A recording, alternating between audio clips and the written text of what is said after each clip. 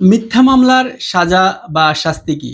অর্থাৎ কোনো একজন ব্যক্তি বাদী হয়ে কারো বিরুদ্ধে মামলা করল এবং আদালতে সেটি মিথ্যা হিসাবে প্রমাণিত হলো।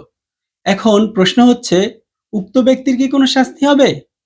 ফৌজদারি কার্যবিধির বিধান অনুযায়ী কেউ যদি কারো বিরুদ্ধে মামলা করে এবং আদালতে সেটি যদি মিথ্যা হিসাবে প্রমাণিত হয়, উক্ত আদালত উক্ত সংবাদদাতার বিরুদ্ধে কিংবা বাদীর বিরুদ্ধে অবশ্যই ব্যবস্থা গ্রহণ করবেন এবং এই ব্যবস্থা গ্রহণটা বাধ্যতামূলক করা হয়েছে এবং বলা হয়েছে সর্বোচ্চ ১,০০,০০০ টাকা পর্যন্ত অর্থদণ্ড দিতে পারবেন এবং ক্ষতিপূরণ হিসাবে আরও ৫০,০০০ টাকা জরিমানা করতে পারবেন। অর্থাৎ কেউ যদি মিথ্যা মামলা করে এবং আদালতে সেটি যদি প্রমাণিত হয়, তাহলে আদালত তার বিরুদ্ধে অবশ্যই ব্যবস্থা গ্রহণ করবেন।